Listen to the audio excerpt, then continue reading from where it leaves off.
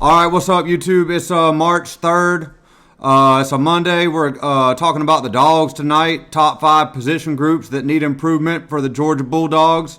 I look at it as a positive, man, because really when I was writing all this stuff down, these 5 that I wrote down actually have the capability to improve and improve greatly. So I look at it as a good thing. We're just sitting here on Facebook talking about the spring game coming up in 2 months. We got a little bit of hope. We're into March. We got warmer weather on the way. We got spring practice on the way. Work's going to be picking up for us HVAC slaves out there. So there's a little bit of hope now. We're out of the 2 worst months of the year, January and February, which are freaking horrible in my sports world because I only really care about college football, man. I'll watch the Masters and all. I'll watch the NBA playoffs. I'll watch the NFL, but I don't care at all if the Falcons lose or really any other sports. Just Georgia football is about it. All right, so tonight's video is going to be top 5 position groups where Georgia needs to improve or can improve in 2025. And the majority of the group, so there are only 2 position groups on here where I was just totally disgusted in 2024 that need drastic improvement, like severely badly. And then the rest of them on here, these other position groups, they did some good things. They had some bright spots. There's one position group I didn't even want to put on here that ended up making the list just because I had to put 5 on there. Honorable mention, honestly, though, I was thinking about it. Man, our kick return and punt return has got to get better. Like, I don't know what the deal is at Georgia. It seems like since Todd Gurley, we had Todd Gurley that was returning kicks for a while at Georgia. He was a beast. He would take them back to the house. And we had Mecole back there for a little while on kick return and punt return. But really, since Mecole Hardman, man, we've just had 0 threats on kick return and punt return. So I thought about that on my way home just a minute ago, that I had to talk about kick return and punt return, man. Like, we've got to get a guy back there that is dangerous with the ball in his hands, that gives us some kind of threat in our return game. They say that Zachariah Branch, the transfer coming in from USC, is explosive. So we'll see about that. So Kobe White was supposed to be explosive too, and from what I've heard, those 2 guys have got similar body types. So we'll just have to see on that. I'm anxious to see how good Zachariah Branch really is. I haven't even looked at his highlights, to be honest with you. Something I might do shortly after this video. Anyways, so here we go. I started out with 5, and honestly, it was hard for me to pick between 5 and 6. I just wanted to touch on this just real quick. The inside linebackers. Can we all agree, now that we had a full entire season of watching our inside linebacker play, that the Dumas Johnson Smile Munden linebacker combination was light years better than the Raylan Wilson and C.J. Allen linebacker combination? Man, we should have never let Dumas Johnson go to Kentucky in order of playing C.J. Allen. Now, Smile Munden, he was hurt again for large portions of the season. Once he got back up into the lineup, inside linebacker got a lot better. But, man, I'm just of the opinion, like, Dumas Johnson and Smile Munden, like, they played really well together, especially when they were blitzing. And they did not get beat nearly as badly or as much in coverage as Raylan Wilson and C.J. Allen. The Alabama game comes to mind. The Ole Miss game comes to mind. The SEC championship comes to mind. Like, those guys, for whatever reason, just had a hard time in coverage this season, really the past 2 seasons. And we basically lost the SEC championship game because Dumas Johnson got hurt. I truly believe if Dumas Johnson played inside linebacker and started and played and was healthy in the SEC championship in 2023, I think we probably would have beat Bama because their backs ate our linebackers up, man. Raylan Wilson got sucked inside badly on one play, and that gave Bama 7. There's a lot of different reasons we can't beat Alabama, but the inside linebacker play, both times that we played them, they've used their backs out of the backfield in the pass game, and they've hurt us badly the past 2 times we played them. So that's something we're going to have to be ready for this season. I mean, man, these guys are juniors now too, C.J. Allen and Raylan Wilson. So I'm expecting those guys to step up. So I was kind of conflicted. Should I put inside linebackers in the top 5 or defensive line? I ended up putting D-line. Because for the most part, like our inside linebackers have been solid. Normally they always are solid. A lot of the time we've got a Butkus Award winner type dude at inside linebacker. This season didn't quite have that. Small Munden was hurt. C.J. Allen is good. Raylan Wilson improving, but we didn't have nobody like Nakobe Dean or Smith. I forgot. I can't even think of it. Roquan Smith a few years ago. But so anyways, at the number 5 spot, I did put defensive line. And honestly, like defensive line was in my top 2. What's up, Kenny? Glad that you made it. Hey, I'll try and make it to work tomorrow at 6:30, just like how you tried to make it to the podcast at 9. How late are you?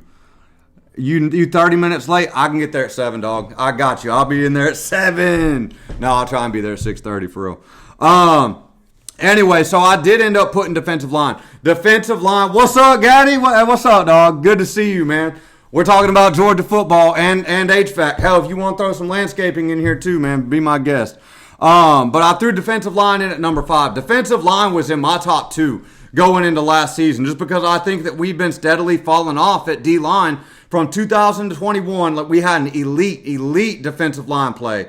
And then 2022, we were still good, but we were only at that really good or elite level if we had Jalen Carter. When Jalen Carter was in the game in 22, the Georgia D-line was elite. When Jalen Carter was sidelined with injury or whatever it was, the Georgia defensive line was nowhere near as good and suffered across the board. He was just such a difference maker, so talented, man. And you see him tearing it up for the Eagles. I mean, dude's unblockable in the NFL, and he was that way as soon as he came in as a freshman at UGA. Jalen Carter was giving the Georgia offensive line starters a hard time in drills. And really, so along this defensive line, like big bodies along the interior, we just don't have like that elite Devontae Wyatt, Jordan Davis, Jalen Carter type nose guard that's going to eat up 2 guys and let our linebackers run free. We just don't have it like that no more.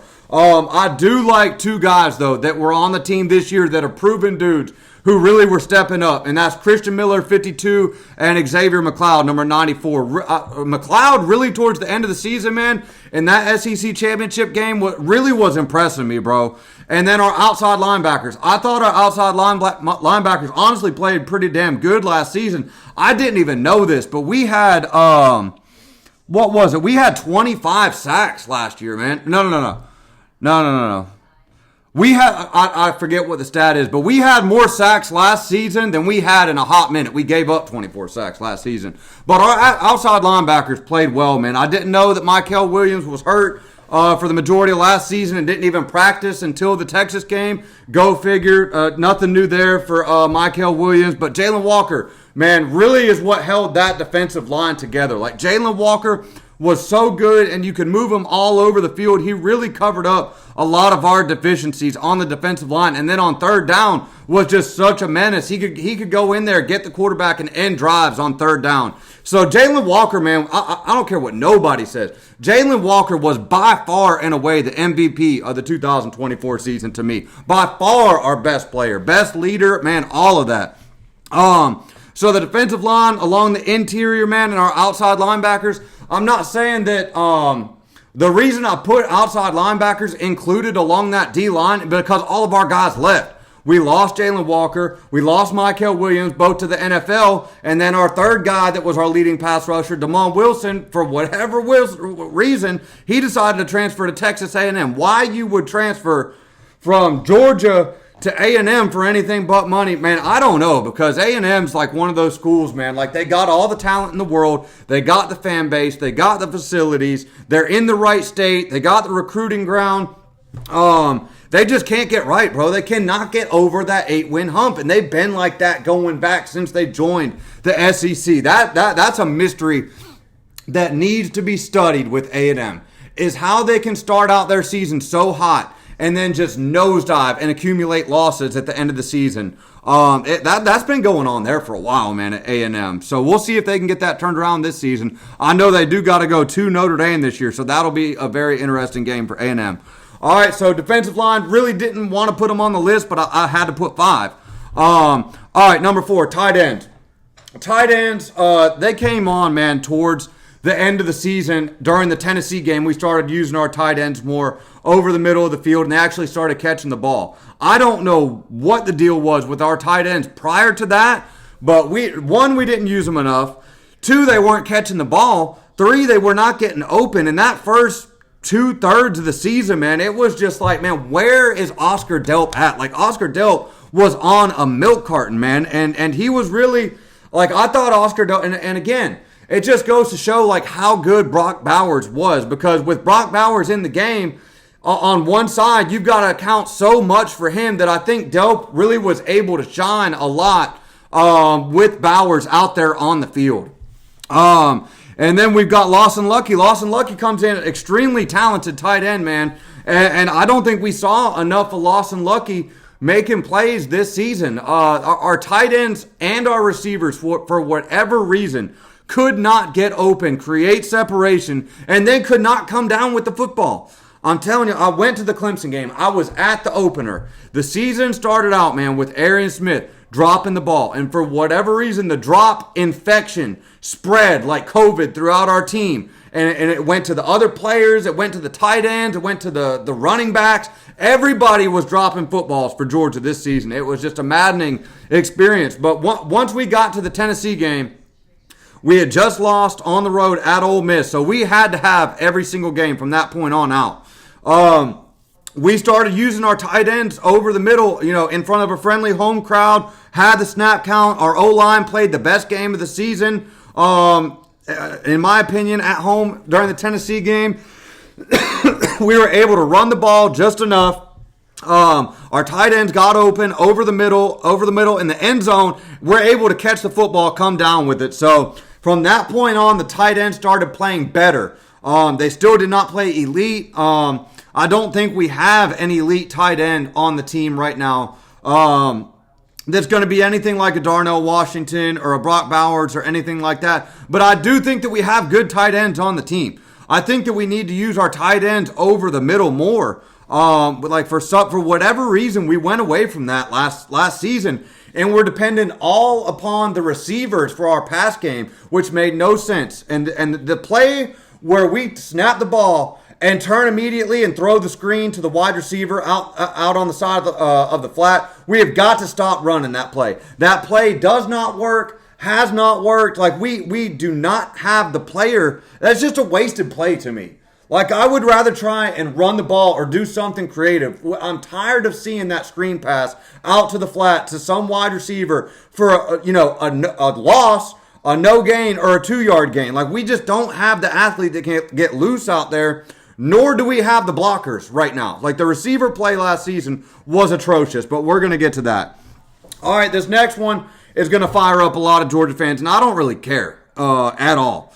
It blows my mind how the Georgia fans, no matter who the quarterback is, the quarterback at Georgia is never, ever going to be good enough for the Georgia fan base. No matter who the Georgia quarterback is, it could be Aaron Murray, it could be Stetson Bennett, it could be Jake Fromm, it could be David Green, whoever the Georgia quarterback is, just know that to the Georgia fans, the backup quarterback is always going to be better than that quarterback. Gunnar Stockton has made one for Georgia, and already Ryan Puglisi is a better quarterback than Gunnar Stockton. Now, that may actually, in fact, be true, but this has been the case going back as far as I can remember. Whenever we had David Green, Shockley was better. Whenever we had Aaron Murray, Hudson Mason was better.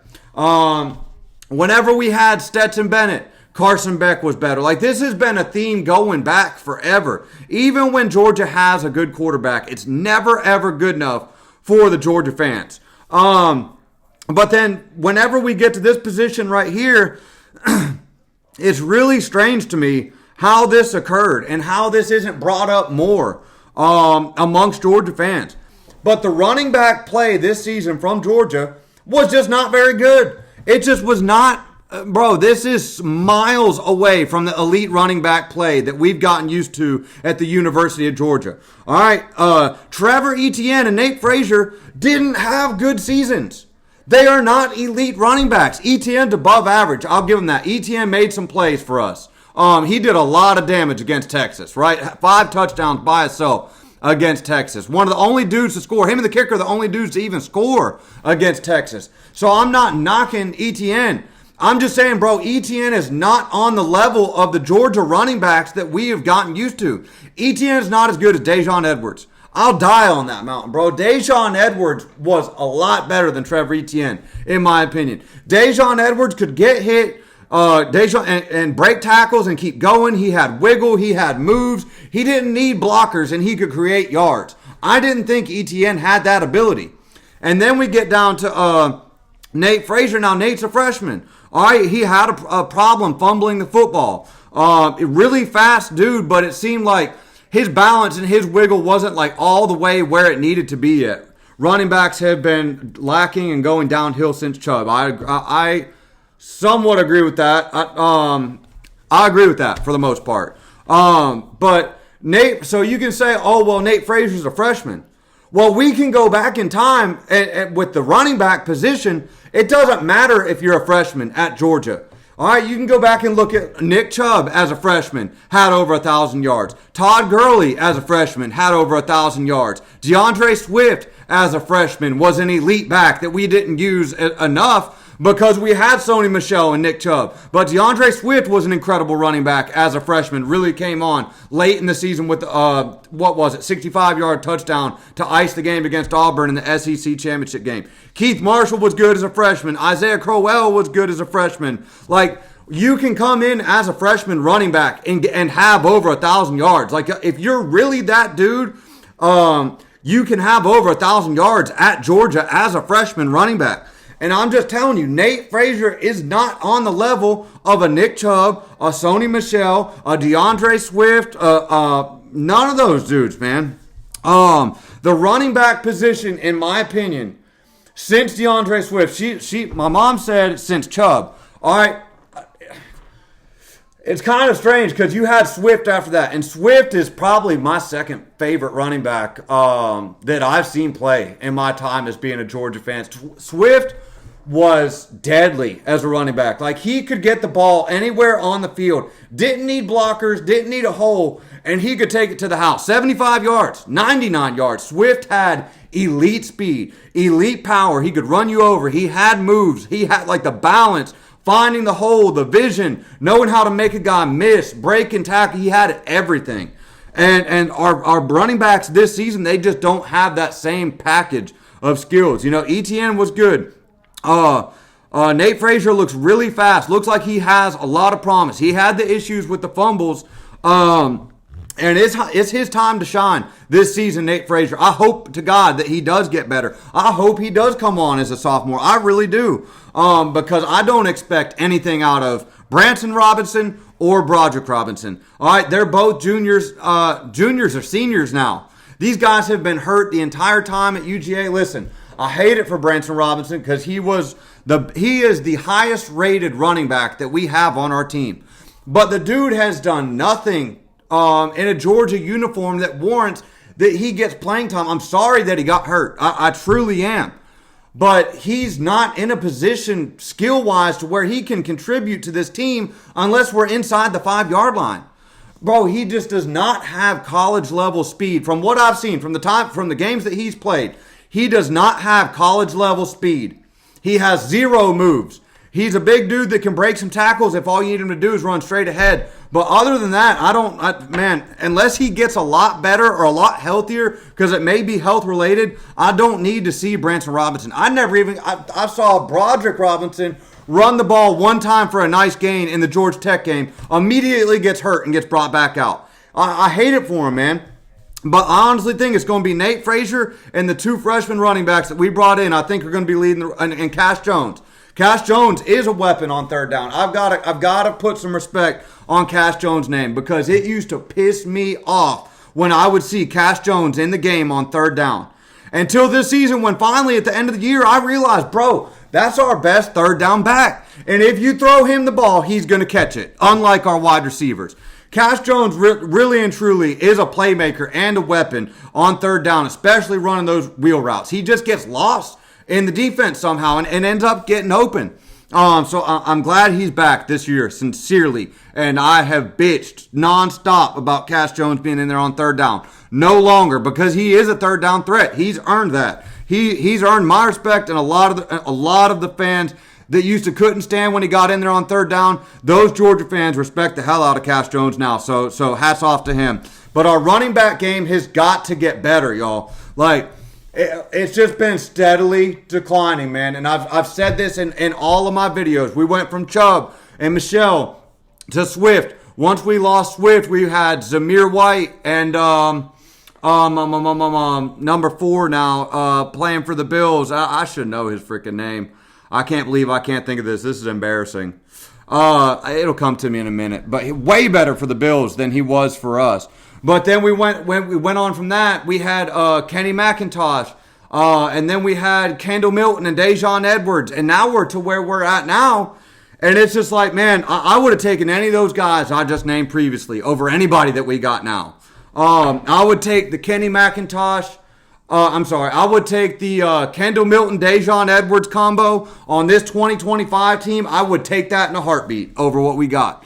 And I'm sorry, I'm just being honest, and I would, going back in time, you can go year for year. I would take the previous duo over them two. I would take the previous duo over them two. I would take the previous duo over them two. Holyfield, when him and Swift were paired up in 2018, man, I really liked that combo. I gotta look this dude's name up right now, man. This is pissing me off. I can't believe number 4 for the Bills. I'm gonna be so mad when I read this. James Cook. I can't believe I couldn't think of that, man. James Cook out of the backfield was a big-time weapon for us all the years he was there. But James Cook, for whatever reason, somehow got way better once he got to the Bills. Bro, he didn't have the balance. He could not stay on his feet and make moves and make people miss and stay running at full speed when he was at Georgia. That's just not something that he was able to do. So running backs, I really am hoping to see the running backs step up this season. Somebody's got to step up, even if it's a freshman. But we need to be able to impose some fear with some breakaway home run speed from our running backs. And we were like a toothless tiger as far as that went this season. But I wrote this down. So in 2023, we averaged 191 rush yards a game. All right. In 2024, that 191 dropped down to 124. And, man, that's just not acceptable at Georgia. 124 rush yards a game. I bet if you put the SEC schedule only on there and you take out all the scrub teams, I bet you it's under 100. I bet you it's under 100 rush yards a game. And we finished next. You've never heard this about Georgia before, ever. Next to last in the SEC in rushing the football. Man, that is like, bro, I've never thought I would hear that in my life, where Georgia finished next to last in the SEC in rushing. That is a shocking statement for me. Just from the time that I've been watching Georgia football, they have never had a problem running the football late in games. Regardless of how good the other team's defensive line is, when Georgia has had to have it running the ball, they've been able to, especially late in the games. Georgia, for the most part, even under Richt, was able to wear you down. And those runs that were 2-3 yards at the beginning of the game that were tough yards started cracking open for 7, 8, 9, 10, 11, 12 yards. The 2013 game against South Carolina and LSU comes to mind. Like, we weren't cracking every single run for big yards at first, but, man, by the time we got to the third quarter, man, we were running down the field untouched 10 yards before anybody even got close to our guys. And our running backs would hurt you too. And there was just no running back on this team this year where anybody was scared to tackle him. And I mean, that's just my opinion on that, man. Like, the running back position at Georgia, like, there's a lot to be desired there for me right now. And how other Georgia fans aren't able to see this or admit this, I don't know. I don't know how it doesn't get talked about more. But for 100% certainty, no matter who the quarterback is, can always get ripped apart and eaten alive by Georgia fans. No matter what they do, how many yards they got, how much they carry the team, how many fourth quarter comebacks they got, the backup is always going to be better at Georgia. Never can there be appreciation shown for a Georgia quarterback until he's gone. Look at Stetson Bennett. Look at Aaron Murray.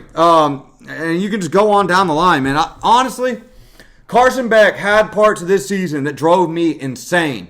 But he was our best player on offense. Period. It wasn't there wasn't even a close second. Carson Beck is the main reason that we won the SEC and that we were even able to get to the SEC championship was because of what Carson Beck was able to do as a quarterback. Did he drive me insane with the interceptions in the middle of the season? Yes, but he was our best player on offense. That's not even up for debate. We didn't even have any other playmakers on offense.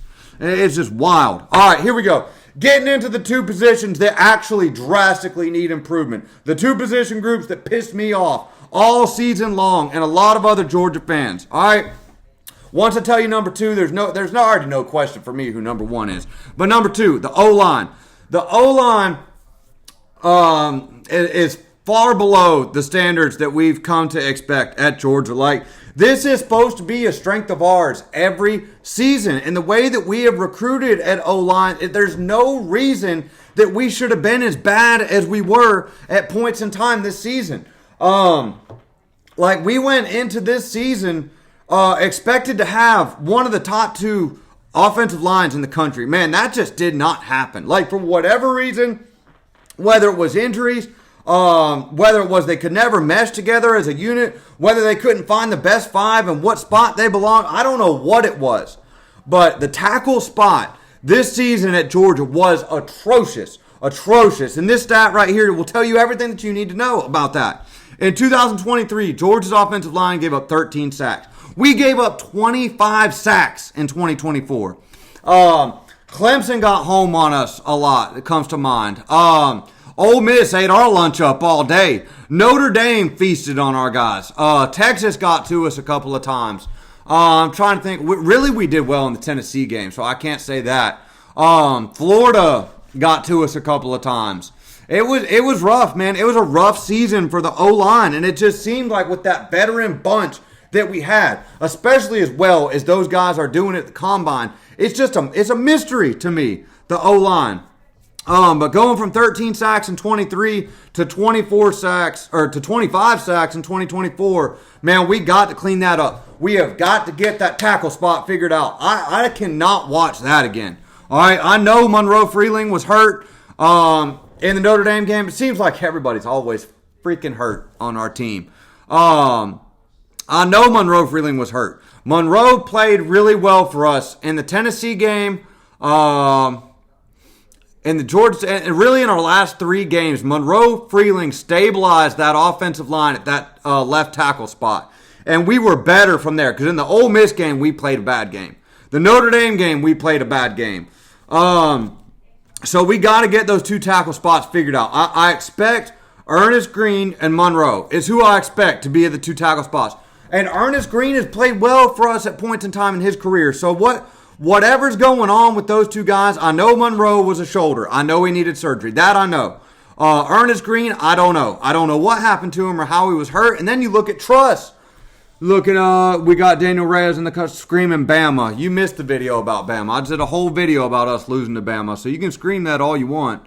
I don't care about nothing but the time. You can talk about Bama all you want, dog. Bama's got their own issues they need to be worried about. But anyway, so the O-line, man's got to be better. Cannot give up 25 sacks going into this season. Hopefully those guys get better. All right, moving on. And the last thing on the O-line. The O-line I do expect to get better. Like if we can get healthy and get our best five on the field and stay healthy, hopefully that alone will make us better. I don't like Stacy Searles. I don't really...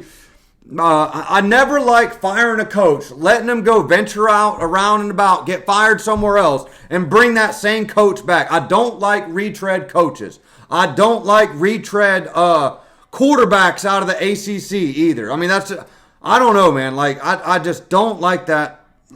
Letting somebody go, letting them get fired somewhere else, and then bringing them back to the same position. I've never been a fan of that, ever. So James Coley's coming up here. Because wide receiver, number one. All right, wide receiver position. I've already screamed and yelled and complained about this enough on a lot of videos. I'm going to try not to get too worked up. But the wide receiver play from Georgia was just god-awful. Was just atrocious this season. First and foremost, you got 36 drops. That led the country. With those 36 drops came 665 drop yards. Man, that is a lot of yards that could have been added to our. That's game-changing, record-changing yards. If Arian Smith catches that 55-yard pass in the first drive against Alabama, never know where that could have ended up, man. But 36 drops, 665 drop yards from our wide receivers and tight ends. That's unacceptable, man. In 2023, Georgia had 305 pass yards a game and 9.3 yards per attempt. In 2024, we had 281 pass yards a game, only 7.6 yards per attempt. So 7.6 yards ain't scaring nobody. Ain't backing no defense up. Ain't putting the safeties on their heels. Like, pretty much these guys are jamming our receivers at the line and locking down the box and playing the run. That puts our offense in a very difficult position to be in. Like, when you're that stuck and the defense is that unafraid that you have zero playmakers, zero threat to stretch the field, then the defense is really playing downhill, and they're just looking to take the head off your guys. They're playing fast, aggressive, and confident, because if you don't have wide receivers that can get behind the defense, that can get behind safeties, that can make big catches in big moments, make catches on third down, then the defense is going to have zero fear of you, and they can call a game plan that is much more aggressive. Then that works our way down, trickles into how bad our running game was, giving up 25 sacks. Like, all this combines together for the offense. The wide receiver play was atrocious all season long. Led the country in drops. Couldn't get open. Couldn't get separation. Couldn't block. Wide receivers could do nothing this season. James Coley's ass should have been fired after this season. Everybody knows how I feel about that. So the wide receivers can't get separation, can't make big plays, can't convert third downs. Now it's falling on to the running backs and the O-line to make plays. Well, the O-line, we couldn't have the same five out there all season long. Our tackle spot was atrocious all season long. That goes into third down, because if you don't have a good left tackle, good right tackle, and it's 3rd and 9, there's probably going to get some. The other team's probably going to sack your quarterback, and that was evident. 25 sacks from 13 to 25, and with the O-line, man, when you become predictable, and the other team knows when you're going to run the ball and when you're going to pass the ball, it changes the whole game, and you really are just stuck as an offense. And that is the perfect word for the Georgia offense in 2024, is stuck. Like, everything we did on offense looked hard and in slow motion. It looked like we had fucking cement all over our cleats, and we were just moving in slow motion. Couldn't catch the ball. Couldn't create separation. Couldn't push other guys off the ball. Couldn't get defenders downfield to even create any room for our running backs. That's the word for our Georgia offense last year, was stuck. That's what they looked like. They looked stuck in the mud. It looked like we were playing in mud and everybody else was playing on AstroTurf. It was crazy, man. Fortunately, with the recruiting class that we brought in for wide receiver, we brought in some really talented freshmen that should be able to step up. We brought in Zachariah Branch, talented playmaker out of USC. We brought in Noah Thomas, a big body. Finally, somebody big as a wide receiver. Brought him in from the transfer portal out of A&M. Hopefully, between them and the experience that we have at tight end, we have got to have a more dynamic passing game this season. We cannot be a toothless tiger on offense this year. We have got to be more dangerous. We've got to take more shots. When we throw deep balls, we got to catch them. And this is one thing that I noticed this season, man. Like, I'm not an NFL fan. I'm not a diehard NFL fan or anything like that. I don't get emotionally invested, but I will watch NFL because it is on a Sunday. I've always got Sundays off, and I love football, so I'll watch. But one thing about the NFL I noticed is whether they catch them or they don't, in the NFL, they are going to try deep balls all game long, and they are going to stay committed to it. And even if it's a shitty team like the Falcons, they still find a way to come down with some of them. Like, you don't got to catch every deep ball that's thrown. You don't got to catch half of them, but you got to catch a third of them.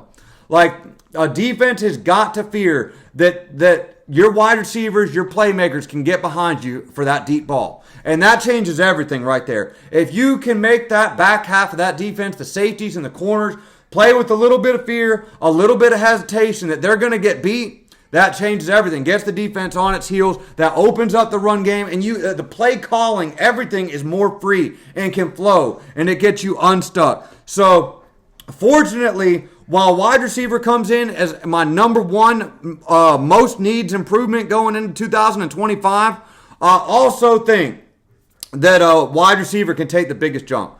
Wide receiver, I really expect, can go from worst to first. I got high hopes, man. We can't get any worse than we were this season.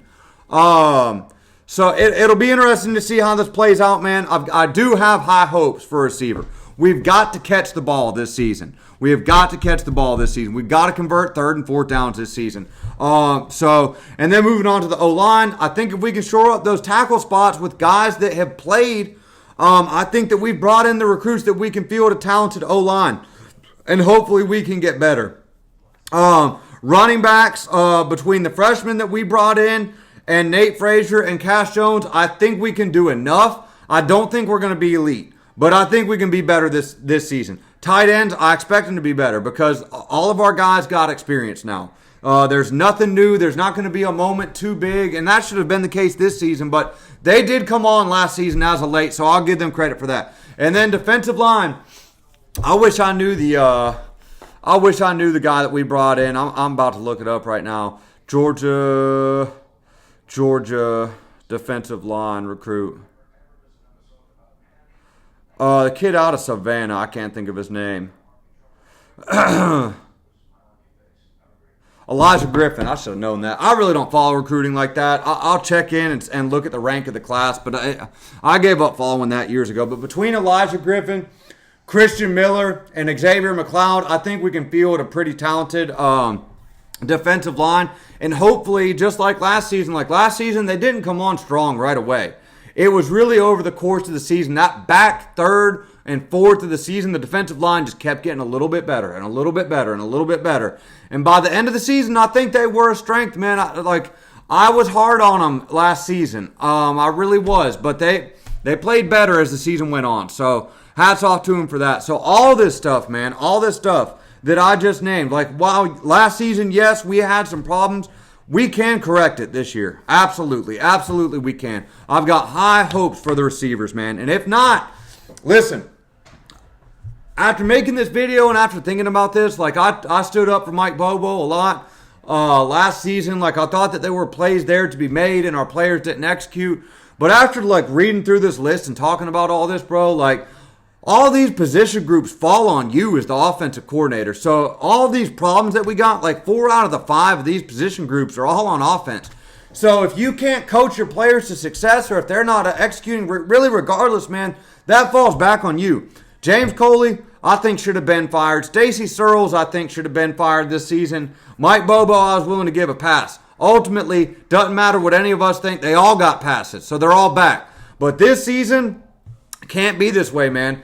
We have got to be able to impose fear, make big plays, make explosive plays, and put some fear in the hearts of these defenses that we play. Or it's going to be a long-ass season, and we could go 8-4 like Alabama did this past year. This schedule can get away from us quickly if we don't improve. Guys have got to step up. Young kids who haven't played much have got to step up and play big time for us. We go on the road to Tennessee early and then come back from that and play Bama. So we have got 2 monster games before we even get out of September and could easily be 2-2 if we don't come into the season and play right and play the way that we've been expected to play at Georgia. We've got to come in and play elite from the jump. You got a couple of warm-up games, and then you go on the road to Knoxville, one of the most hostile, loudest places that you could play in all of America, and they are hungry for a win against you. They haven't beat us in a hot minute. They are due for one. I didn't pick Georgia to lose that game yet. I think Georgia's going to go 10-2. But, man, honestly, Kirby has had Heupel's number. So I don't worry too. I do worry about that game, but I have confidence that Kirby Smart's going to be able to figure it out. On the other hand, 2 weeks later when Bama comes to Athens, I have zero optimism or hope for that game. We've got an Alabama problem. And until Georgia solves that Alabama problem and beats them on the field when they have the better roster, which I expect them to again, I think it stays a problem. I think Bama comes into Athens, ends our home win streak, and breaks the hearts of Georgia fans again. Until I see Georgia do it, I'm done getting my hopes up on the Bama situation. So, Bama owns Georgia. They're 9 out of the last 10 against us, which is unacceptable and embarrassing. I'm sick of it. So until the Dogs do it, I got to say, man, we got a Bama problem, and that's just the way that it is. I've got to see them do it for me to believe it. All right. I got to run. I expected this video to be 15 minutes. It's 41 minutes. So everybody have a good night. Go Dogs. We'll come up with some more content, something to talk about as we work our way to spring practice and the spring game. See y'all.